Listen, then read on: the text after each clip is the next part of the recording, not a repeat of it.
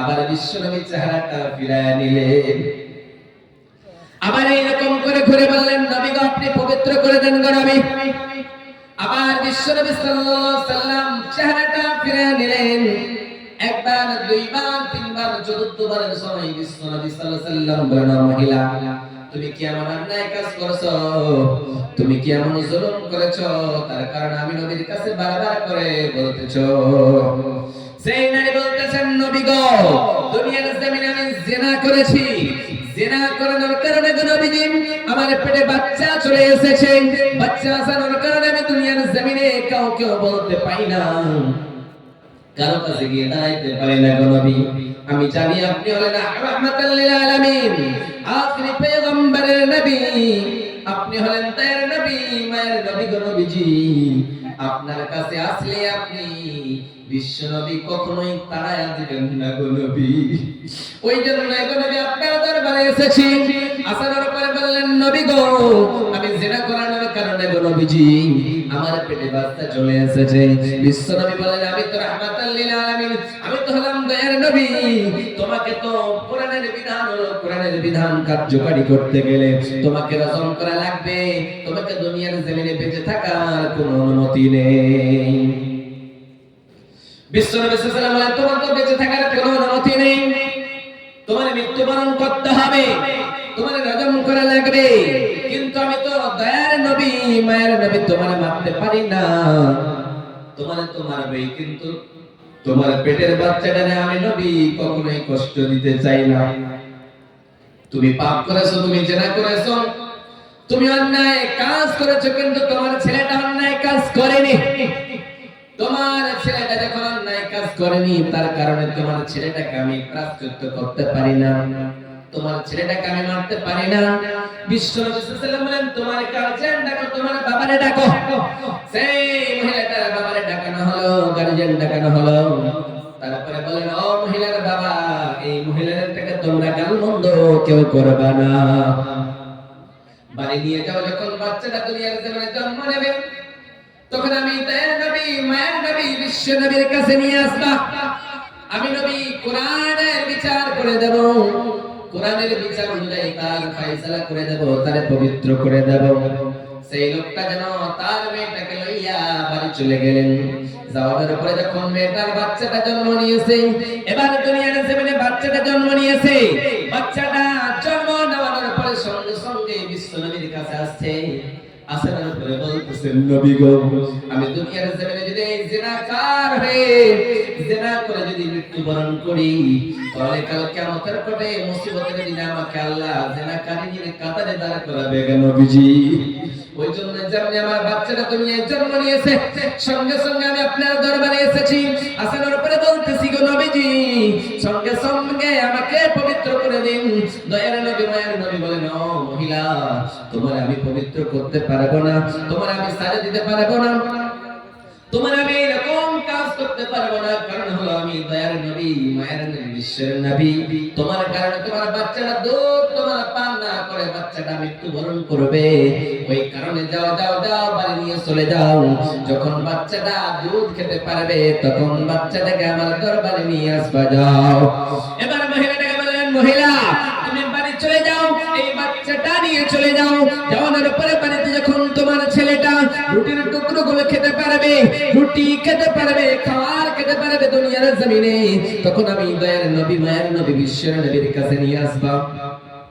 আমি কোরআনের বিধান অনুযায়ী কোরআনের ফয়সালা করে দেব। সঙ্গে সঙ্গে মহিলাটা বাড়ি চলে গেলেন। যাওয়ার পরে এবার বাচ্চাটা রুটির টুকরোগুলি দেয়। রুটির টুকরোগুলি দেওয়ার কারণে ওই বাচ্চাটা একদিন, দুই দিন, তিন দিন করতে করতে এককালে যেন এক সময় যেন ওই বাচ্চাটা রুটির টুকরোটা যেন খেতে পেরে নিয়েছে।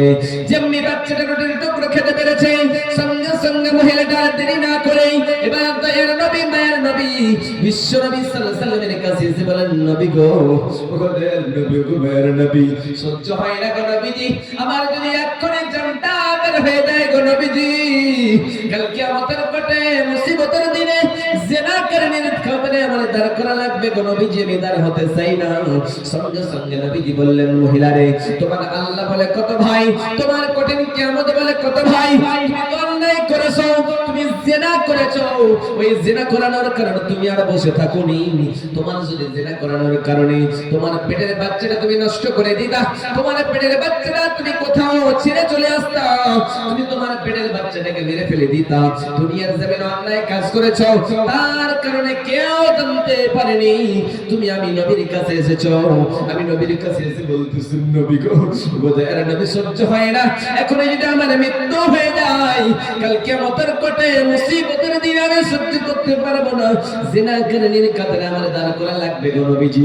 দয়ার নবী গো, মায়ের নবী গো, গো বিশ্বের নবীজি, আপনি তাড়াতাড়ি করে বিচারটা করে দেন গো নবীজি। বিশ্ব নবী সাল্লাল্লাহু আলাইহি ওয়াসাল্লাম বললেন, মহিলারে দাঁড়াও দাঁড়াও।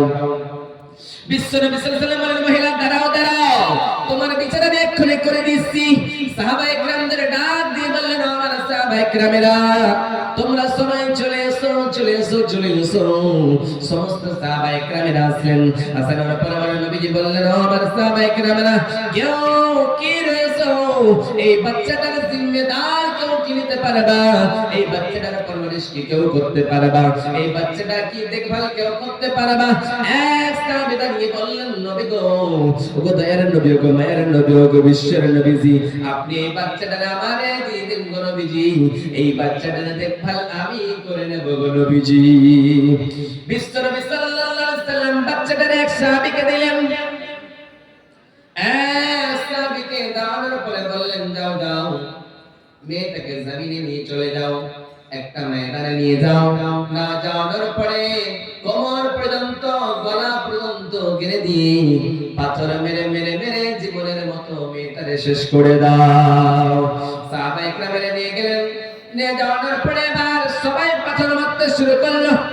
পাথর মারতে মারতে মারতে যেন এক সময় এক সাহাবী একটা পাথর, সেই সাহাবাটার নাম হলো খালিদ বিন ওয়ালিদ, সেই সাহাবীটা পাথর মারতে মারতে যেন একখানা পাথর তার মাথায় মারার কারণে রক্ত ছিটকিয়ে দিয়ে, রক্ত ছিটকিয়েছে যেন সেই সাহাবীর জামায় লেগেছে, শরীরে লেগেছে। সঙ্গে সঙ্গে সেই সাহাবী বলতেছেন, জিনা করেনি রে, তোর কারণে আমি নবীর সাহাবী না পাক হয়ে গেলাম, অপবিত্র হয়ে গেলাম। নবীজি ডাক দিয়ে বলেন, আমার সাহাবী, তুমি সেই জিনাকারী মহিলাটারে গালি দিও না। এই মহিলাটা দুনিয়ার জমিনে এত অন্যায় কাজ করে নাই, কিন্তু জিনা করানোর কারণে, একবার অন্যায় কাজ করানোর কারণে, জিনা করানোর কারণে তার পেটে বাচ্চা এসেছিল। বাচ্চাটা দুনিয়ায় জন্ম দিয়েছে, বাচ্চাটা অন্য কাউকে দিয়ে দুনিয়ার জমিনে বেঁচে থাকার জন্য পারমিশন চাইনি, দুনিয়া থেকে মৃত্যুবরণ করতে চেয়েছে। কোরআনের বিধান কার্যকরী করতে চেয়েছে। কোরআনের বিধান হলো, একজন ছেলে একজন মেয়ে যদি অবিবাহিত থাকে, তারা যদি জিনায় লিপ্ত হয়ে যায়, তাদেরকে তোমরা 80 দাঁত লাগায়া দাও, 100 দাঁত লাগায়া দাও। আর যদি তারা বিবাহিত হয়ে যায়, তাহলে তাদেরকে দুনিয়ার জমিনে বেঁচে থাকার জন্য কোনো অনুমতি নেই। ও আমার সাহাবীরে, দুনিয়ার জমিনে মেয়েটা অন্যায় কাজ করেছে ঠিকই, কিন্তু এই মেয়েটা এত আল্লাহর দরবারে তওবার মতন তওবা করেছে, এত আল্লাহর কাছে ইস্তেগফার করেছে, রাত দিন আল্লাহকে বলেছে, ও বিশাল আকাশের মালিক, ও বিশাল জমিনের মালিক, ও বিশাল পাহাড়ের মালিক, বিশাল পর্বতের মালিক, তুমি গফফার, তুমি গফফার, তুমি গফফার। ও বিশাল আকাশের মালিক রে মওলা, তুমি যদি আমারে মাফ না করে দাও, কার দরবারে যাব রে মওলা করিম? এই বলে বলে এই মহিলাটা আল্লাহর দরবারে এত তওবা করেছে, এত তওবা করেছে। এরকম গুনাহগার এর চাইতে কোটি কোটি বড় বড় গুনাহগার যদি আল্লাহর দরবারে তওবার মতন তওবা করত, এর চাইতে অনেক বড় বড় জিনাকারকে, কোটি কোটি এই রকম অন্যায়কারী লোকদেরকে রব্বুল আলামিন maaf করে দিত রে খালিদ। সঙ্গে সঙ্গে নবীজি বললেন, দুনিয়ার জমিনে মানুষেরা রে, দুনিয়ার জমিনে অন্যায় কাজ করেছো ঠিক, কিন্তু অন্যায় কাজ করানোর কারণে তোমরা বসে থেকে যেও না, অন্যায় কাজ করানোর পরে তোমরা বসে থেকে যেও না। রব্বুল আলামিনকে বলো, মওলা করিম, আমার দ্বারা অন্যায় কাজ হয়ে গিয়েছে, একটা মেয়ের আমি এইরকম করে অন্যায় কাজ করেছি, আল্লাহ তুমি আমারে maaf করে দাও। আল্লাহ বলছেন, গোলাম রে, আমি আল্লাহর তওবার দরজা খোলা রয়েছে দুইটা সময় ব্যতীত। বিশ্বনবী সাল্লাল্লাহু আলাইহি ওয়াসাল্লাম বলেন, মানুষেরা, ও আমার উম্মতেরা, দুইটা সময় যদি আল্লাহর কাছে তওবার মতন তওবা করো, তোমাদের তওবা গ্রহণযোগ্য হবে না। প্রথম নম্বরে বাদাল গারগারা, যখন হবে সে সবাই যদি আল্লাহর দরবারে তওবার মতন তওবা করে আল্লাহর দরবারে কবুল হবে না। দ্বিতীয় নম্বর হলো যখন বা'দাতুল ইশরাকু মিন মাগরিবিহা, যেদিন কিয়ামতের আগ পর্যন্ত যেদিন সূর্য পূর্ব দিকে না উঠে পশ্চিম দিকে উদিত হয়ে যাবে, সেই দিন আল্লাহর কাছে তওবা করলে কবুল হয়ে যাবে না। আমার কথা ছিল মহিলা, নারী জাতি, একজন মহিলা যদি মেয়েটা অন্যায় কাজ করেছিল যদি কাউকে না বলতো তাকে কি ধরতো না, কিন্তু মেয়েটার অন্তরে কঠিন কিয়ামতের রোজ হাসরের ময়দানের ভয় এসেছে। রোজ হাসরে আল্লাহ আমার করোনা বিচার, আল্লাহ করোনা বিচার, আমি বিচার চাহি না দয়া চাহি এই গুনাহগার, আল্লাহ করোনা বিচার। রোজ হাসরে আল্লাহ আমার করোনা বিচার, আল্লাহ করোনা বিচার। আমি জেনে শোনে জীবন ভরে পাপ করেছি পরে পরে, আমি জেনে শোনে জীবন ভরে পাপ করেছি পরে পরে। এখন আশা নাই যে যাব তোর বিচারে, হে আল্লাহ করোনা বিচার। রোজ হাসরে আল্লাহ আমার করোনা বিচার, আমি বিচার চাহি না দয়া চাহি এই গুনাহগার, আল্লাহ করোনা বিচার। ওই মহিলাটার অন্তরে শুধুমাত্র ছিল যে আমি এই দুনিয়ায় বিচার চাই, ওই দুনিয়ার বিচারের কাঠগড়ায় আমি দাঁড়াতে চাই না। আজকে আমাদের মা-বোন মনে করে আজকে আমরা বেহায়ার মতো নির্লজ্জের মতো রাস্তায় চলি, আমাদের কেউ দেখতে পাই না। আল্লাহর নবী বলছেন তোমরা রাস্তায় এমন ভাবে বের হও। আল্লাহর নবী সাল্লাল্লাহু আলাইহি ওয়াসাল্লাম কি বলেছেন জানেন? বিশ্বনবী সাল্লাল্লাহু আলাইহি ওয়াসাল্লাম বলেন ফাত্তাকুদ দুনিয়া ওয়াত্তাকুন নিসা ফাইন্না আউওয়ালা ফিতনাতা কানাত বানি ইসরাঈল। বিশ্বনবী সাল্লাল্লাহু আলাইহি ওয়াসাল্লাম বলেন দুনিয়ার মহিলারা দলেরা রে, পুরুষেরা দলেরা রে, ও দুনিয়ার মানুষেরা তোমরা দুনিয়ার ফিতনা থেকে বাঁচো এবং নারীদের ফিতনা থেকে তোমরা বাঁচো। দুনিয়ার ফিতনা হলো দুনিয়া করা, দুনিয়ার জন্য পাগল হয়ে যাওয়া, দুনিয়ার জন্য পাগল পারা হয়ে যাওয়া। রব্বুল আলামিন বলেন আল্লাহুম্মুত তাকাতুর হাত্তা যুরতুমুল মাকাবির।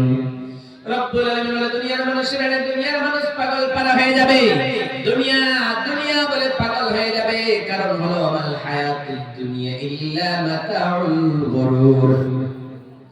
এটা হলো খেলের দুনিয়া, এটা হলো লালসার দুনিয়া। এই দুনিয়ার মোহে, দুনিয়ার মহব্বতে তোমাদেরকে পাগল করে দিয়েছে। কতদিন পর্যন্ত তোমরা পাগল হয়ে থাকবা? যতদিন পর্যন্ত তোমাদের পা দুটো কবর পর্যন্ত না চলে যাবে, কতদিন তোমরা পাগলের মতো দুনিয়া করবা।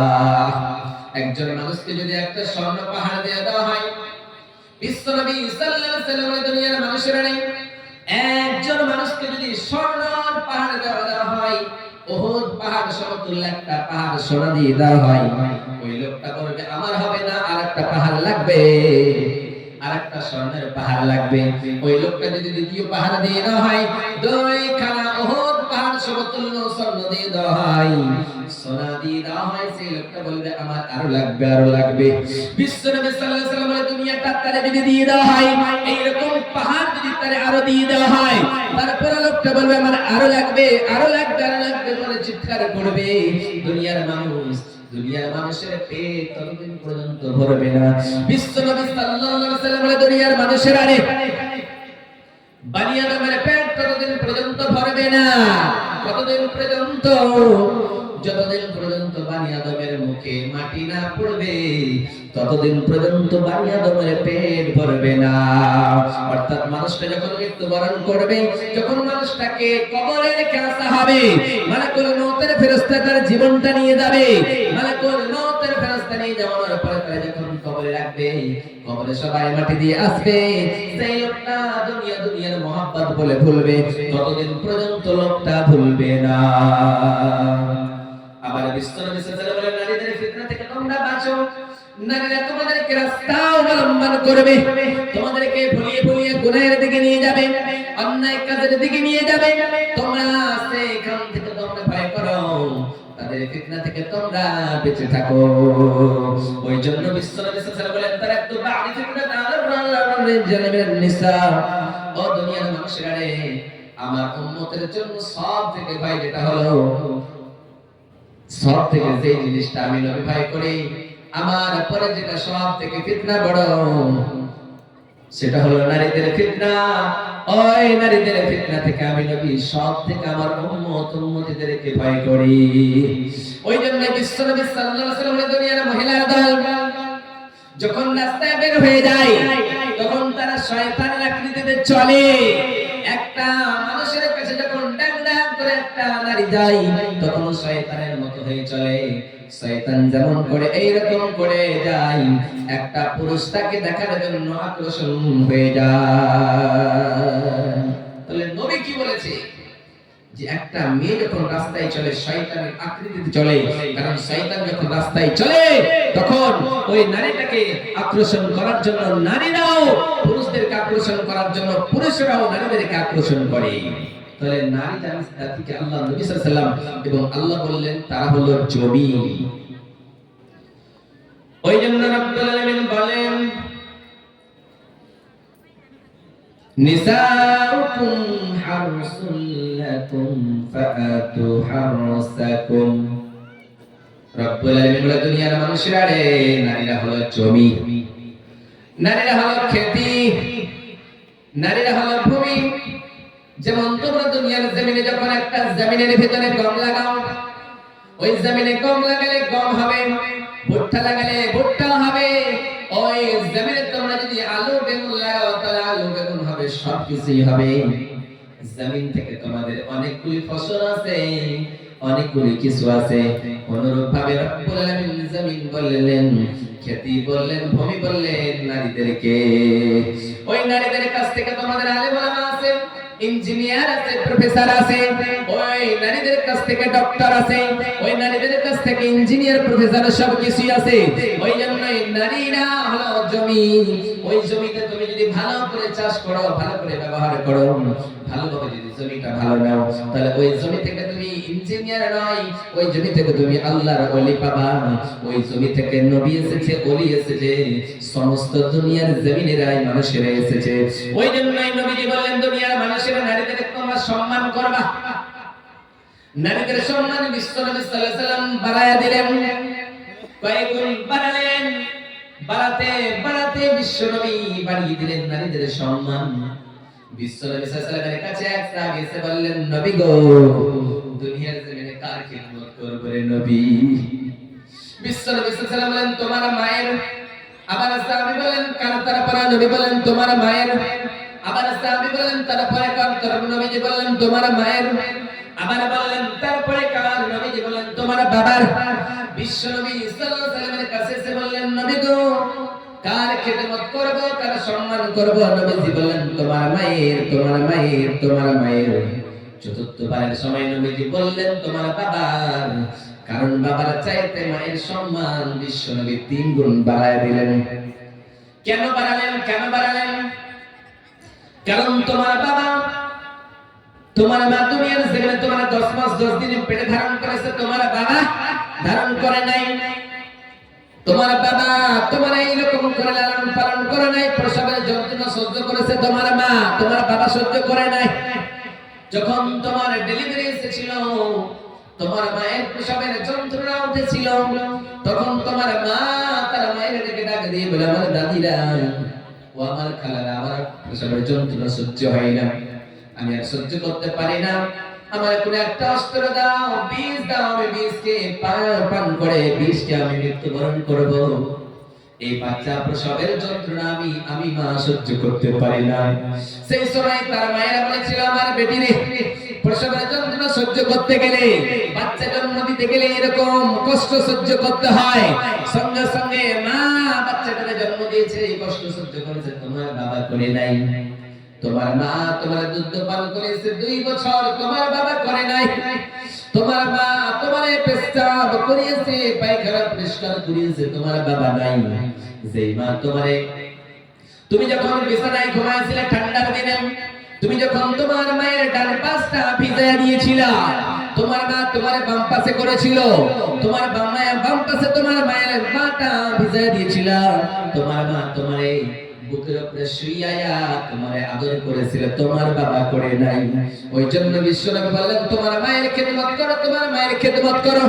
যে মায়ের নবীজি সম্মান বাড়ালেন, মহিলাদের সম্মান বাড়ালেন, সেই মাকে আমরা বুঝি না, সেই নারীদেরকে আমরা বুঝি না, সেই নারীদেরকে আমরা রাস্তায় ছেড়ে দিয়েছি, বেহায়ার মতো ছেড়ে দিয়েছি, নির্লজ্জের মতো ছেড়ে দিয়েছি। আমরা যদি আমাদের মহিলাদের, আমাদের মেয়েদেরকে খিদমত করতাম, মেয়েদের সম্মান করতাম, তাহলে আমাদের মেয়েরা কখনোই নির্লজ্জের মতো হয়ে যেত না। আল্লাহর নবী সাল্লাল্লাহু আলাইহি ওয়াসাল্লাম বলেন, একটা মেয়ে যদি জান্নাতে যায়, 4 জন পুরুষকে জান্নাতে নিয়ে যাবে। একটা মেয়ে যদি জাহান্নামে যায়, 4 জন পুরুষকে জাহান্নামে নিয়ে যাবে। প্রথম নম্বরে তার বাবারে জাহান্নামে নিয়ে যাবে, কারণ বাবা তুমি ছিলা, তোমার আন্ডারে ছিল, তুমি তোমার মেয়েটাকে পর্দায় রাখোনি। দ্বিতীয় নম্বরে ভাই, তুমি তোমার বাবার পরে মালিকানা করেছিলা, তুমি তোমার বোনটারে ভালোভাবে রাখোনি। 3 নম্বরে তার স্বামী যাবে, স্বামী থাকতে স্ত্রী বেহায়ার মতো বাজারে ঘুরে, ওই জন্য নবীজি বললেন তার কারণে তার স্বামী জাহান্নামে যাবে। 4 নম্বর হলো তার ছেলে যাবে, তার বাবা মারা গিয়েছে, তার গার্জেন হলো তার ছেলে। ছেলে যদি ভালোভাবে লালন পালন না করে, সুন্দরভাবে মার কি দেখভাল না করে, তাহলে তার কারণে, তার মার কারণে তাকে জাহান্নামে যাওয়া লাগবে। ওই জন্যই বিশ্বনবী সাল্লাল্লাহু আলাইহি ওয়াসাল্লাম দুনিয়ার মানুষেরা নেই, ও মহিলারা, তোমাদের স্বামীর মর্যাদা তোমরা কি জানো? তোমাদের স্বামীর কি খিদমত করো তোমরা কি জানো? তোমরা যদি জানতা, আমি নবী দুনিয়ার জমিনে যদি একজন পুরুষকে সাজদা করার জন্য অনুমতি দেওয়া হতো, একজন পুরুষকে যদি সাজদা করার দুনিয়ার জমিনে অনুমতি দেওয়া হতো, আমি নবী তোমাদেরকে বলতাম প্রত্যেকটা স্ত্রী যেন প্রত্যেকটা স্বামী সাজদা করে, কারণ আমি স্বামীর মর্যাদা স্ত্রীর জন্য বাড়িয়ে দিয়েছি, কিন্তু স্ত্রী তুমি তোমার মর্যাদা কন্ট্রোল করতে পারো না। 4টা জিনিস দেখে বিশ্বনবী সাল্লাল্লাহু আলাইহি ওয়াসাল্লাম বিয়ে করতে বলেছিলেন, যদি তোমরা 4টা জিনিস দেখে বিয়ে করো, তাহলেই তোমরা পূর্ণাঙ্গ মুমিন হতে পারবা, তোমাদের রিলেশনশিপ, তোমাদের সম্পর্কটা ভালো হবে। আর যদি তুমি 4টা জিনিসের ভিতরে শুধুমাত্র টাকা দেখেছো, তুমি ধন দৌলত দেখেছো, তাহলে তোমার সংসার কখনো ভালোভাবে টিকবে না। বিশ্বনবী সাল্লাল্লাহু আলাইহি ওয়াসাল্লাম বলেন, ও দুনিয়ার মানুষেরা, তুনকাহুল মারাতু লিআরবাইন, ওয়ালি মালিহা ওয়ালি হাসাবিহা ওয়ালি জামালিহা ওয়ালি দীনিহা ফাজফার বিযাতিদ দীন। বিশ্বনবী সাল্লাল্লাহু আলাইহি ওয়াসাল্লাম বলেন, তোমরা 4টা জিনিস দেখে বিয়ে করো। প্রথম নাম্বার দেখো তার সৌন্দর্য, দ্বিতীয় নাম্বার তোমরা দেখো তার ধনমাল, এবং তৃতীয় নাম্বার তোমরা দেখো তার বংশ পরিচয়, 4 নম্বরে তোমরা দেখো তার কি দিনদারিতা। কিন্তু 4টা জিনিসের ভিতর থেকে বিশ্বনবী সাল্লাল্লাহু আলাইহি ওয়াসাল্লাম বলেন, তোমরা যেটাকে প্রাধান্য দিবা সেটা হলো তোমরা বেশি করে দিনদারিতা দেখবা, তার ভিতরে ধার্মিকতা আছে কি আছে না, এটাই তোমরা বেশি করে প্রাধান্য দিবা। মেয়েটা দিনদারি কিনা, মেয়েটা ইসলামকে মানে কিনা, মেয়েটা কোরআন মানে কিনা, মেয়েটা কোরআন ওয়ালা কিনা, এটা তোমরা বেশি করে দেখবা, তাহলে তোমার বাড়ির পরিবারটা ভালো হবে। আল্লাহ বলেন, একজন লোক এসে বলছে, আমি তো একজন মাওলানা, কিন্তু আমার স্ত্রীটা ভালো হয়নি। একজন বলছে, আমি ভালো লোক, কিন্তু আমার স্বামীটা ভালো হয়নি। একজন স্ত্রী বলছে, আমার স্ত্রী ভালো হয়নি, স্বামী বলছে স্ত্রী ভালো হয়নি। এইরকম তারা খেলাপ করে। কিন্তু আল্লাহ বলছেন, একজন ভালো মেয়ের জন্য ভালো ছেলে রেখেছি, ভালো ছেলের জন্য ভালো মেয়ে রেখেছি, কিন্তু তারা যদি ভালো হয় তাহলেই। ওই জন্য রব্বুল আলামিন বলে, মহিলারা তোমরা কেমন করে জান্নাতে যাবা? আল মারআতু ইযা সাল্লাত খামসাহা ওয়া সামাত শাহরাহা ওয়া আতাত বালাহা ওয়া হাফিজাত ফুরুজাহা বিশ্বনবী সাল্লাল্লাহু আলাইহি ওয়াসাল্লাম বলে দুনিয়ার মহিলার দল তোমরা জান্নাতে যাবা, চারটায় কাজ করবা, চারটায় কাজ করলে তোমরা জান্নাতি। তোমাদের বেশি কিছু করার প্রয়োজন নেই। তোমরা যদি চারটা কাজ করতে পারো তাহলেই তোমরা জান্নাতে যাবা। প্রথম নাম্বার, তোমরা পাঁচ ওয়াক্তের নামাজ পড়বা, কখনোই নামাজ ছেড়ে দিবা না। দ্বিতীয় নাম্বার, তোমরা রমজান মাসের রোজা রাখবা, রোজা কখনোই মিস করবা না। তৃতীয় নাম্বার হলো তোমরা স্বামীর সেবা করবা, স্বামীকে তোমরা কখনোই নারাজ রাখবা না, স্বামীকে তোমরা কখনোই অগ্রাহ্য করবা না, স্বামীকে তোমরা কখনোই হিয়ানস্ত করবা না, তাহলেই তোমরা জান্নাতে যাবা। বিশ্বনবী সাল্লাল্লাহু আলাইহি ওয়াসাল্লামের মেয়ে ফাতিমা রাদিয়াল্লাহু তাআলা আনহার ব্যাপারে বিশ্বনবী সাল্লাল্লাহু আলাইহি ওয়াসাল্লাম বললেন, ও ফাতিমা, তুমি আমার নয়নের পুতলি, কিন্তু তুমি যদি এইরকম অন্যায় কাজ করো তাহলে আমি নবী তোমার জানাজা পড়তে যাব না। বিশ্বনবী সাল্লাল্লাহু আলাইহি ওয়াসাল্লামের মেয়ে ফাতিমা রাদিয়াল্লাহু তাআলা আনহা একদিন তার জামাই আলীর সঙ্গে যেন কথা বলতে বলতে যেন এরকম করে আলী নারাজ হয়ে গিয়েছে। আলী রাদিয়াল্লাহু তাআলা আনহু নারাজ হয়ে গিয়েছে। নারাজ হয়ে যাওয়ার কারণে ফাতিমা বারবার পুরো রাত্রি বলে, আমার স্বামী যান, আপনি আমারে মাফ করে দিন, কথায় কথায় আপনার উল্টো করেছি, আপনার খেলাপে কাজ করেছে, আপনি আমারে মাফ করে দিন। কিন্তু আলী বারবার বলার পর মানতে চাই না। যখন মানতে চাই না তখন এবার ফজরের আযান হয়ে গিয়েছে। আসসালাতু খায়রুম মিনান নাওম। এইদিকে বেলাল রাদিয়াল্লাহু তাআলা আযান দিয়ে দিয়েছেন। ও দুনিয়ার মানুষেরা, তোমাদের ঘুমের চাইতে নামাজ ভালো। যখন আযান দিয়ে দিয়েছে, ফাতিমা বলতেছিল, আমার স্বামী যান, একটু আমার নামাজ পড়ার জন্য অনুমতি দিন, আমি নামাজটা পড়ে নিই। আপনি মসজিদে নববী থেকে নামাজটা পড়ে আসুন। সেই সময় আলী রাদিয়াল্লাহু তাআলা আনহু ফাতিমাকে বললেন, ফাতিমা তুমি নামাজ পড়ো।